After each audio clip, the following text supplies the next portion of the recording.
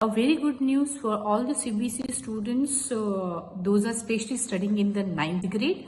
Might भी आपको कभी कभी टफ लगेगा कि इस तरीके का अनाउंसमेंट सीबीएसई ने क्यों किया है। तो सबसे पहला जो बात है हमको ये समझना है कि सीबीएसई एनईपी 2020 क्या चीज की बात करते हैं।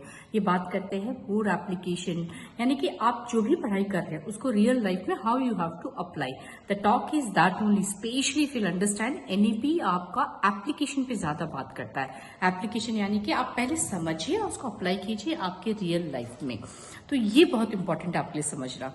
तो इसी वजह से सीबीएसई ने अभी जो इनिशिएटिव लिया है, ग्रेड 9 में अगर स्टूडेंट्स जा रहे हैं एग्जाम लिखने के लिए तो they are allowed to take the text book, आपका प्रिंटेड मटेरियल, आपके नोट्स जो भी है जिसको आप पढ़ते हैं, और जो भी क्वेश्चन पूछे जाएंगे, यानी कि जब आपके पास क्वेश्चन पेपर आता है तो you can go with your own answer. तो आप बुक को खोल सकते हैं अपने मटेरियल को और आपको वो क्वेश्चन के आंसर को आप ढूंढ सकते हैं। बट यहाँ पे कंडीशन एक है कि आप जो भी क्वेश्चन के आंसर लिख रहे हैं वो आप डायरेक्टली कॉपी नहीं करेंगे, यानी पहले आप समझिए जो क्वेश्चन पूछा गया है और उसके बाद आपके आंसर को आपको खुद से लिखना है। तो इसका मतलब क्या हुआ कि सीबीएसई मार्क्स की बात यहाँ पे नहीं कर रहा है, वो आपके अंडरस्टैंडिंग और एप्लीकेशन की बात ज्यादा यहाँ पे कर रहा है।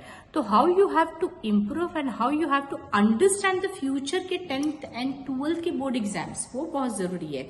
यानी कि आज से ही आप लोग चाहे कोई भी ग्रेड में है, 6th क्लास में है या 5th क्लास में, किसी भी ग्रेड में है, फ्यूचर को एनालाइज कीजिए कि बोर्ड आपके कैसे रहेंगे।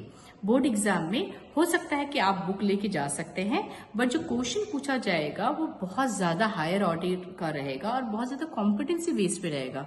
चीजें आपके पास अवेलेबल रहेंगे, बट आपका प्रेजेंटेशन स्किल कैसा है, आपका थॉट प्रोसेस क्या है उस क्वेश्चन को लेकर, क्योंकि आपके पास चीजें अवेलेबल है, but how you are going to present. तो इसका मतलब क्या है कि जो students those are more involve in chat GPT, Gemini, Google करके जो आंसर लिख रहे हैं, आप क्या कर रहे हैं, कहीं ना कहीं कॉपी पेस्ट करते जा रहे हैं, बट आपका खुद you are not at all analysing, you are not at all applying that, how to do that. So आपको लग रहा है कि अगर आप 6th क्लास में है, जब 10th में आते हैं, ऐसा बोर्ड सिस्टम बना दिया गया जहां पे ओपन बुक है, कुछ भी क्वेश्चन पूछ लिया जाएगा और आप कॉपी कर लेंगे, आप पास हो जाएंगे। नहीं, यहीं पे ये गलती कर रहे हैं।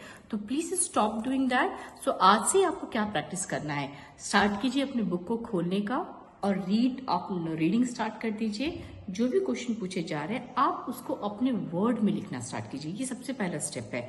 दूसरा स्टेप ये है कि आप जो भी पढ़ते हैं, जो भी पैराग्राफ खत्म किए हैं, जो भी पेज खत्म किए हैं, आप उसको रियल लाइफ में कोशिश कीजिए। क्योंकि प्रेजेंटेशन स्किल में क्या दिखा जाता है कि स्टूडेंट कितना समझा है जिसको वो अपने रियल लाइफ में कनेक्ट कर सकेगा।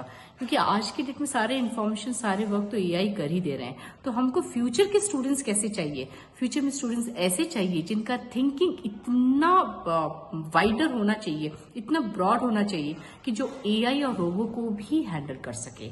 तो इसलिए my humble request to all the students, all the parents and all the teachers, understand what the CBSE and the board examination is thinking and what type of students they want for the future. तो अभी से आप लग जाइए इस practice में और ज्यादा से ज्यादा बुक को पढ़िए और ज्यादा से ज्यादा उसको अप्लाई कीजिए आपके लाइफ में और ज्यादा से ज्यादा समझिए कि किस तरीके से इसको आपको अपना स्ट्रेंथ बनाना है। ज्यादा रोट लर्निंग मत कीजिए, ज्यादा से ज्यादा आप समझिए चीजों को और अप्लाई कीजिए और अपनी भाषा में आप लिखिए।